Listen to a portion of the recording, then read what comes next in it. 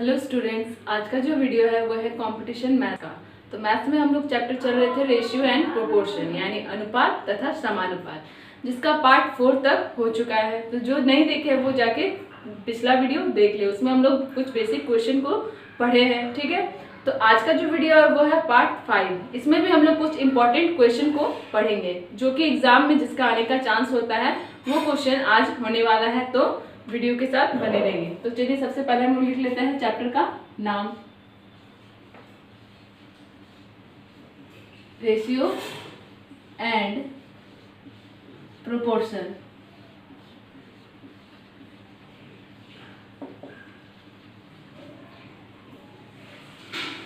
हिंदी क्या हो जाएगा? अनुपात तथा समानुपात।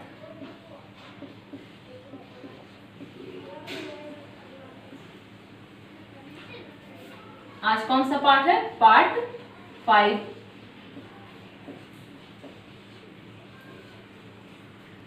तो ये हो गया चैप्टर का नाम और हो गया पार्ट 5। तो चलिए लेते हैं आज का पहला क्वेश्चन।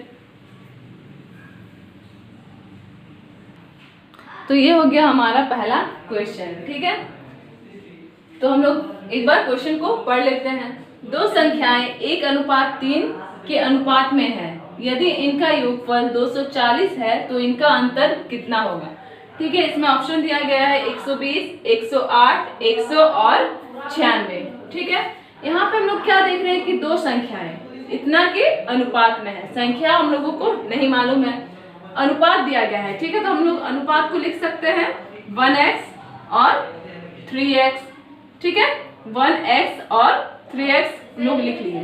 यदि इनका योगफल, ठीक है, योगफल यानी प्लस, ठीक है, यदि इनका योगफल 240 है, कितना है? 240 हो जाएगा। ठीक है, इज इक्वल टू 240।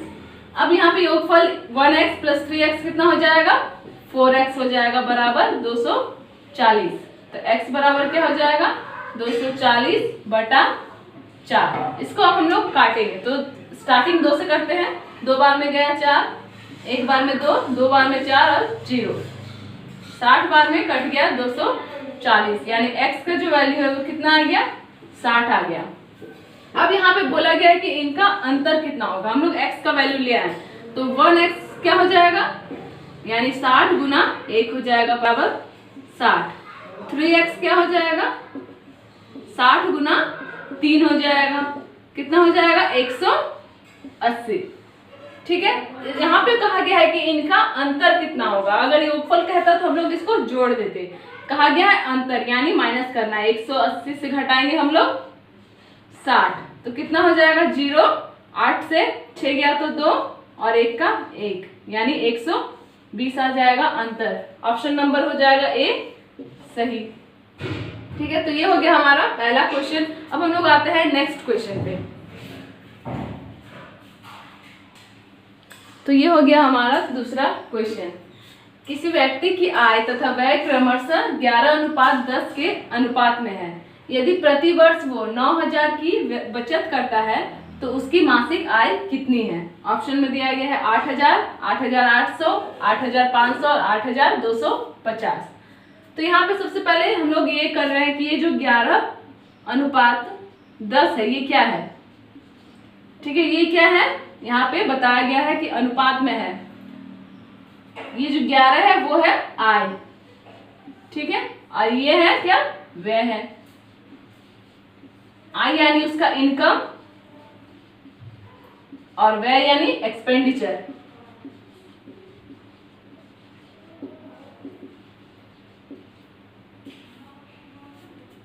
क्या कहा गया है कि यदि प्रति वर्ष वो 9000 की बचत करता है तो उसकी मासिक आय कितनी है।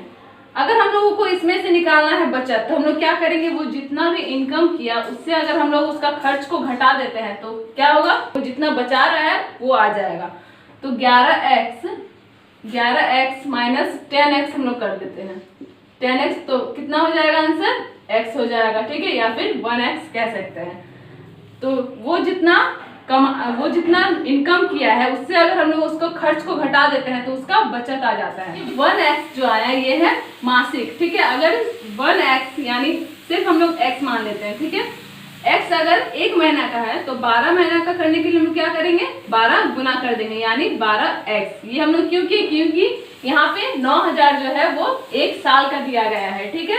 प्रति वर्ष यानी 1 साल में उसका 9000 होता है, तो यहाँ पे 12x आ गया, ठीक है। ये वार्षिक हो गया, बराबर हम लोग 9000 लिख सकते हैं क्योंकि वहाँ अमाउंट में दिया गया है सेम चीज की 1 साल का बचत ये है, ठीक है। तो x बराबर क्या हो जाएगा, 9000 बटा 12। इसको हम लोग काट लेते हैं, 6 बार में गया, इसको हम लोग काटते हैं 3 से, ठीक है। 4 बार में 12, 3 बार में 9, फिर अब काटते हैं 2 से,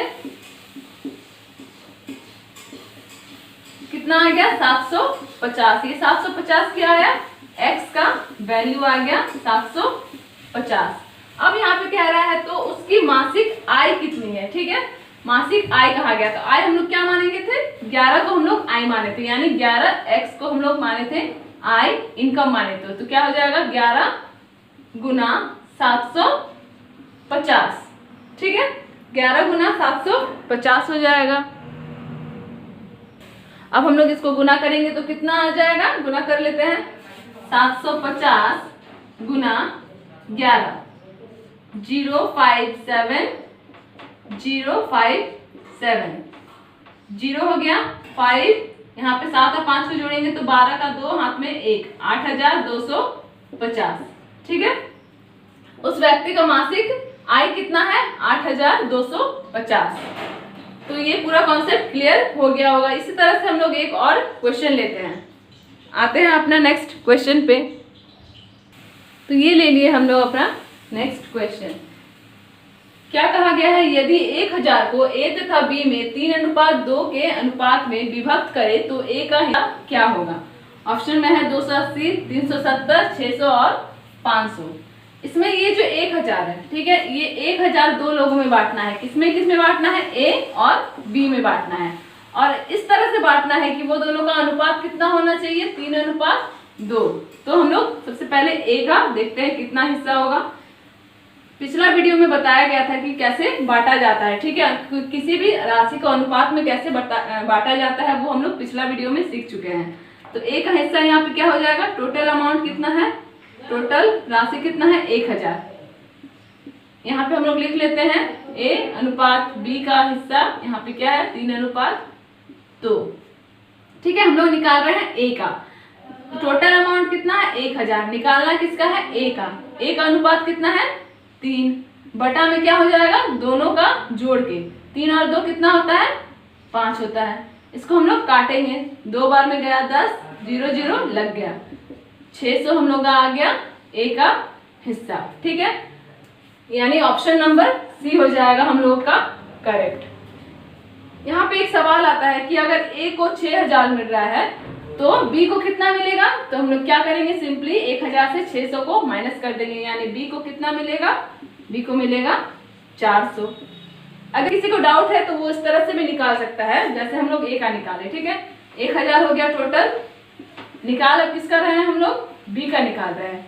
2 बाय में क्या हो जाएगा, दोनों का जोड़ के, ये हो गया, 2 बार में 10 कट गया, 0 0 कितना आ गया, 200 गुना 2, 400 आ गया, ठीक है। तो हम लोग इस तरह से भी निकाल सकते हैं, लेकिन जैसे कि पूछा गया है a का हिस्सा, तो हम लोग सिर्फ a का ही निकालेंगे, ठीक है। b का क्यों निकाले, b का निकालने से हम लोग का टाइम वेस्ट होगा, तो बस हम लोग a का ही निकालेंगे।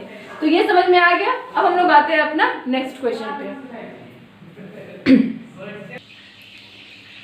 क्वेश्चन क्या है, 750 को a, b तथा c में इस प्रकार बांटा गया है कि a अनुपात b 5:2, b अनुपात c 7:13 है।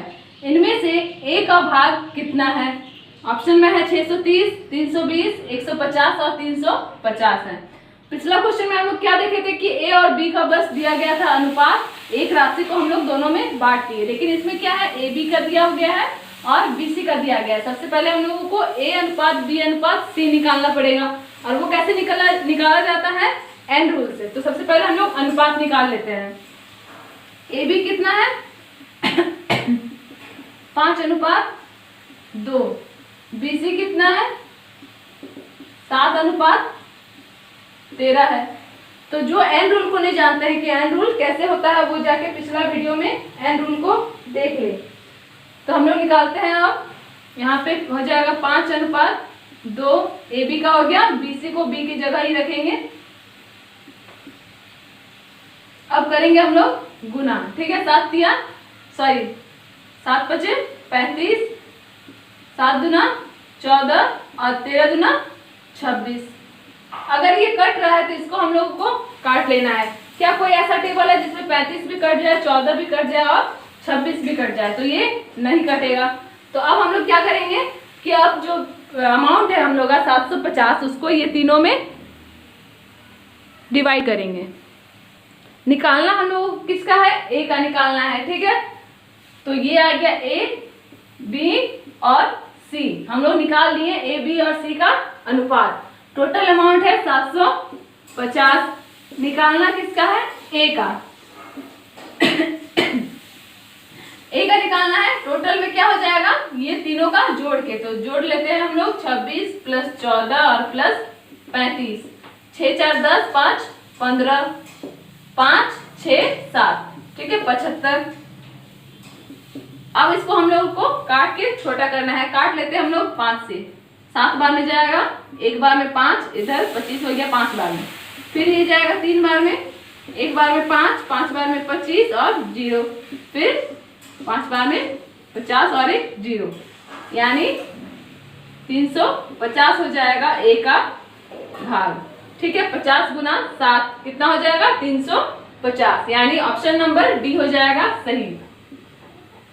ये जो 750 है इसको हम लोगों को 3 भाग में बांटना था। किसमें किसमें, ए बी और सी में, जिसका हम लोग निकाले अनुपात कितना 35, 14 और 26।